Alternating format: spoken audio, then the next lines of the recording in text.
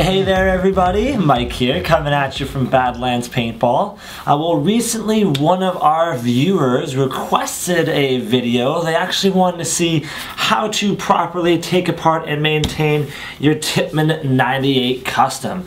So that's what I have in front of me right here. Now I've got the newest variant of the Tippmann 98. It does have the Picatinny rail across the top, as well as a split two-piece left receiver. Now the internals of all the 98s are going to be the exact same. And taking these apart from the old 98 to the new is going to be very similar as well. So if you have one of the older 98s, just keep in mind that you won't have to worry about this top rail, and your left receiver is going to be one piece instead of two. But besides that, internally a lot of things are going to be the same, so you can watch this, figure it out one way or another. Now for the newest Tippmann 98s, all you guys are going to have no problem. Just follow what I'm going to do right here. Now before we get started in terms of teching this gun, you always want to make sure you have your manual with you. It's going to be a huge help in case anything goes wrong. You're going to have your parts kit with you. This does have all the Allen keys you're going to need, as well as spare O-rings in case you have to swap out the O-rings internally.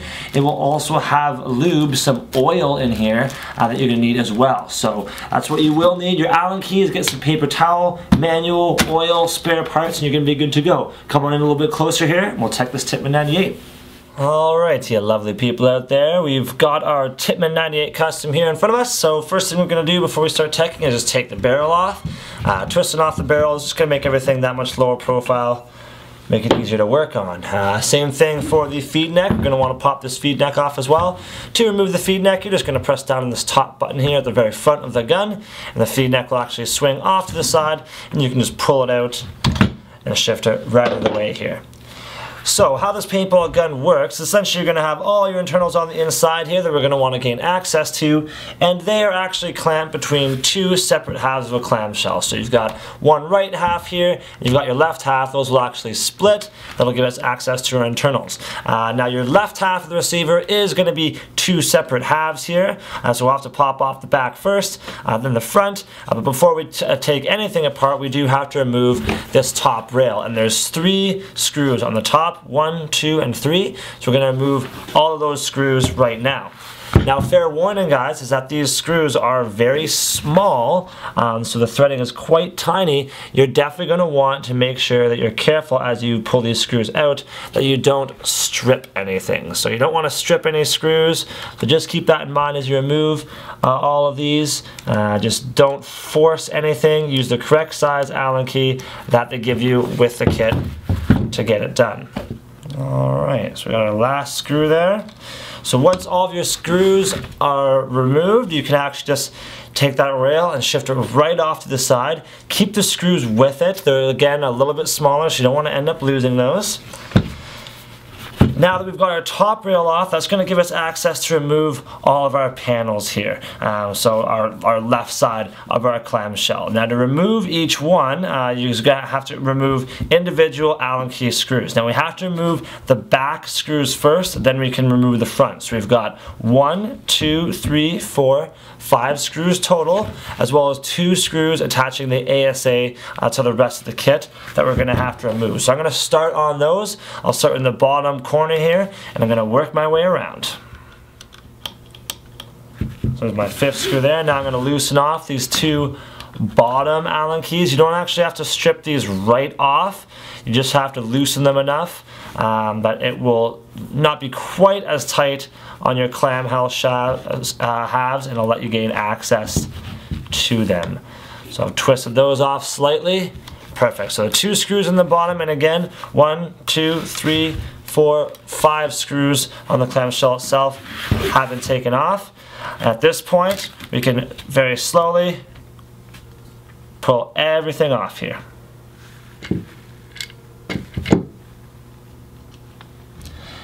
So first thing we can see as I open this up, is that you do have a few parts sitting around.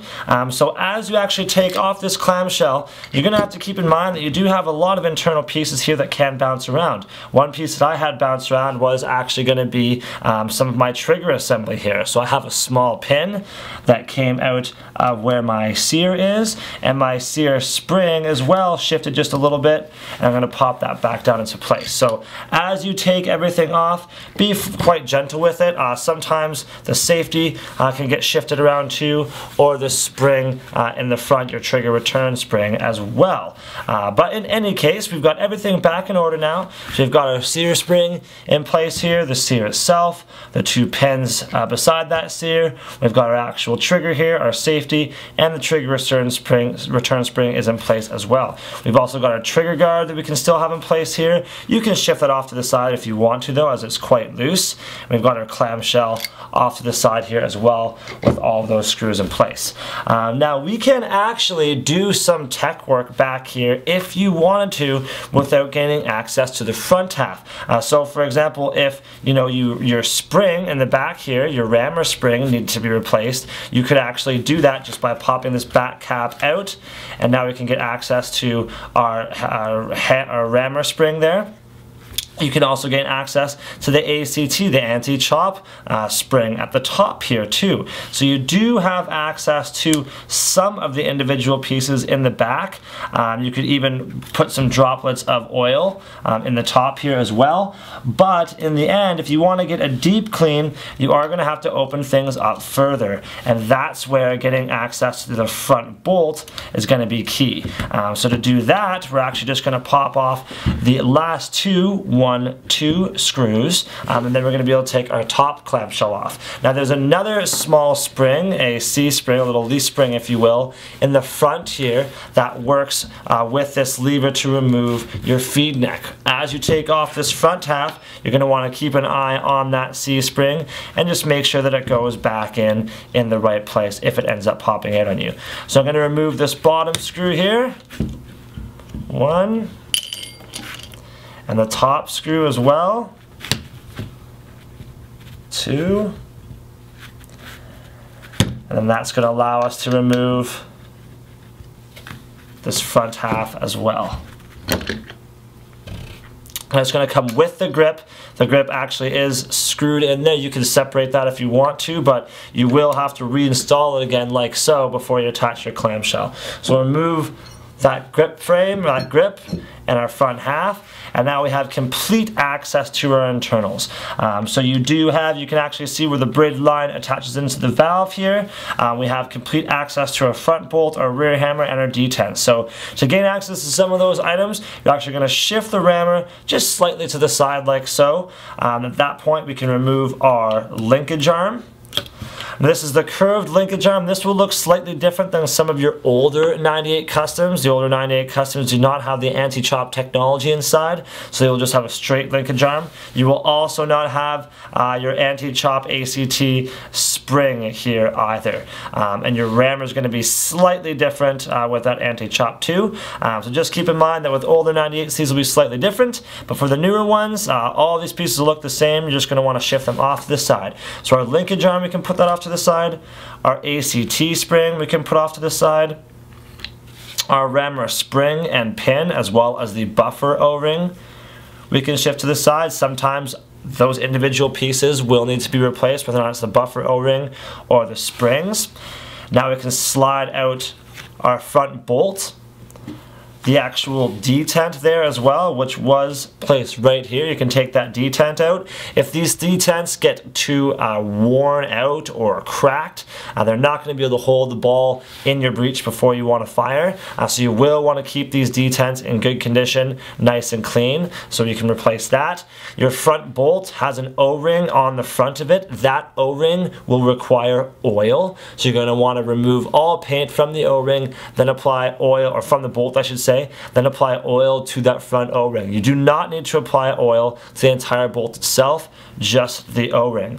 You're also going to want to remove paint from your breech area, or of course from this guide tube as well.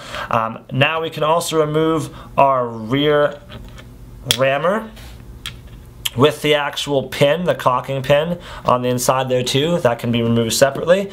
Now in the back here in our breech, or in our rammer guide area, we're going to want to remove any paint that's in that area there, any dirt or grime. You also want to remove the dirt and grime from the rammer itself, and then oil the front O-ring here too. So just like the front bolt, you do not need to have oil everywhere on this kit. You really only need oil on the actual O-ring itself, and just make sure all your paint and debris is removed. At this point, we can start putting everything back together. So we're going to start with our actual front bolt here and detent. So we can put our detent back into place right up at the front here. Your ramp should be facing towards the end of your gun. So if you actually came through your marker, you could shoot off the ramp out the end. You do not want to put that in backwards, so make sure that's in the right way. Same thing with your bolts. You don't want to put this in backwards either. Make sure that shifts in just like so. So where the hole is actually facing the back of the gun rather than the front. Make sure your detent stays in its correct position there. Now we're going to put our rammer right back into the rear of the marker. This black strip should actually be facing up. That's where your anti-chop spring goes in. Now when you put in your rammer, make sure you keep an eye on your sear and sear spring. You do not want to pop those out of place. Don't want them to shift or anything like that. So keep an eye on those for sure. Keep it at a slight angle so that next we can actually bring in our linkage arm. Our linkage arm is what connects our front bolt and our rear rammer. Now for the ACT paintball guns out there, the newer ones, your linkage arm is slightly taller at the back. That's going to want to be towards the rear of the gun. You do not want to put it this way with the ramping towards the front. That ramp does want to be towards the back. I'm actually going to connect it to the front bolt because it's a little bit more difficult first, and then I can shift it over and connect it to the rear rammer. And then at that point, our front and back bolt and rammer are going to be connected, and the marker will of course cycle properly. So I've got it connected to that front bolt there. Going to make sure that my detent stays in place. That's going to be the big thing when you're reinstalling everything in these 98 Customs, guys, is ensuring that everything stays in place after installing other parts of the paintball gun. Things like to shift, just like the detent did there again, so you're going to want to keep an eye on that. So now that my linkage arm is connected to my rear rammer, as well as my front bolt, shift everything back over to where it's initially supposed to be, and then make sure that your sear spring, as well as your sear are still in place, all of your trigger assembly, and your front detent. My front detent has shifted again, so make sure that your detent stays in place just like so. It should be squished down by your front bolt. At this point, we can reinstall our cocking handle there. Now the cocking handle does have a large hole in it. That hole should be facing the back of the gun, so that when we bring in our rammer spring, buffer, and spring pin, they're going to be able to slide right into the rammer through the actual cocking handle, deeper into the rammer itself. That buffer O-ring should be around the spring, and then we'll reinstall our pin. Now we're going to bring in our ACT spring as well, which can just float across the top there, and we can install our back cap too. So before you install the back cap, just make sure everything's in place with these springs. You do have your rammer spring and pin and the ACT spring. Your buffer O-ring should actually just loop around the rammer spring in the base here. The ACT spring is free. Your back cap is going to have multiple holes. That top hole there, which is closest to the edge, will face the top of your gun. That's actually where your ACT spring is going to install. And your rammer spring is going to go right into the middle.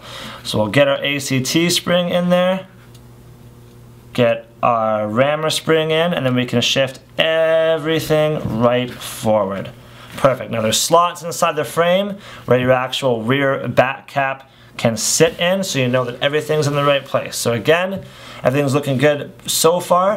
We're going to want to make sure that our front grip is in the correct place, but you can always just shift that in as well after you've installed your front cap here. Our front spring here, our leaf spring, as well as our button for actually removing our feed neck are in the correct place, so that's good. Everything is in the correct place for the braided line. We do want to make sure that our trigger guard goes in here before we do anything else.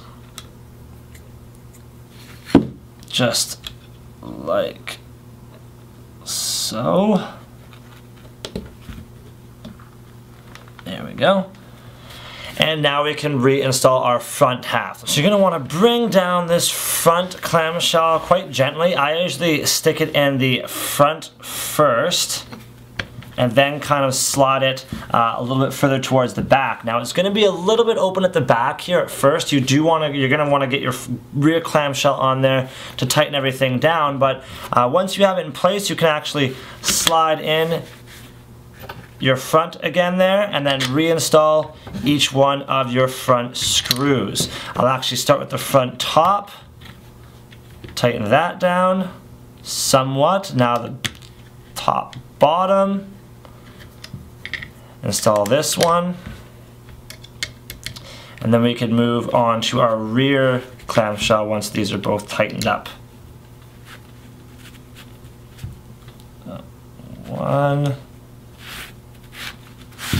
and two, both tight, good.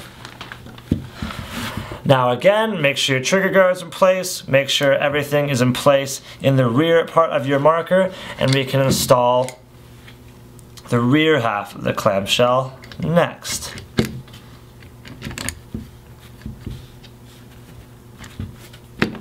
And that attaches just like so. Now you're going to want to tighten down all your screws just like you did with the front. I'm going to start with the bottom screw here.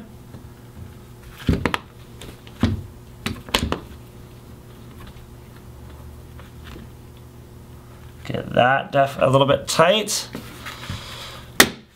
Make sure everything snaps down. Move up to our top screw here. That's going to clamp down not only our front, but also make sure that everything else is evened out well.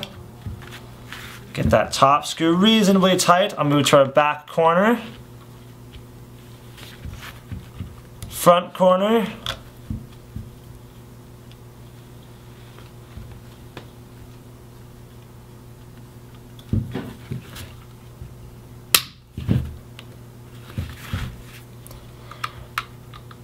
And the other back side. So once you got all those screws reasonably tight, including your two bottom ASA screws here, then you can do a final tighten of all of them just to make sure everything is nice and even. So now I just have to tighten up the others. Make sure everything's clamped down really well. Now with these screws, when you're tightening them, again, just hand tighten, guys. It doesn't have to be anything crazy. Just want to make sure everything's nice and snug. Back one's good. This one definitely needs a lot more. There we go. Make sure everything's cycling properly. Perfect, it is. So at this point we can reinstall our top rail. And then our feed neck. And we'll be good to go. So again, 3 screws on the top rail, 1 in the front, 1 in the back, and 1 right in the middle. Alright, top rail is nice and tight. Now we can reinstall our feed neck just by sliding each one of these pins through the holes on the side of the gun, snapping it up into place, and then reinstall your barrel, and you guys will be good to go. Alright guys and girls, so at this point your Tippmann 98 should be nice and squeaky clean. Everything should be running very smooth for you, so that's perfect. A clean gun is an accurate gun, so at this point you should be able to hit the field no problem. Now if you do have any questions about the Tippmann 98, or you want to see it in person, maybe you want to pick one up, definitely come to any of our 9 locations across Canada. We've got a lot of guys and girls in the shop. They'll be more than willing to put this awesome Tippmann marker in your hands. Now if you can't get into any of the stores, you can definitely check us out at www.BadlandsPaintballTV.com. You're going to be able to ask any questions you have on there, and of course see the Tippmann 98 or any of the other markers that Tippmann has to offer out there right now. Now while you're online, check us out on our Facebook and Twitter pages, especially if you have questions or you just want to hang out and talk paintball. Those places are a great place to do so. We've always got tons of giveaways and stuff going on, sweepstakes happening on Facebook, so if you want to win some free stuff, definitely get on there. Now while you're online, I know you're already watching this YouTube video. If you like the video, definitely hit the like button down down there in the corner. But more importantly, we want to hear from you guys. Comment below. I want to know what you guys want to see next, whether or not you like this video, whether or not it helped you, all that fun stuff. So definitely give us some love. Let us know what you want to see next. It'd be very helpful. But like I always say at the end of my videos, the most important thing is to get this Tippmann 98 Custom in your hand, or any paintball gun in your hands. Throw on your paintball mask and get on out there and play some paintball. Catch you guys soon.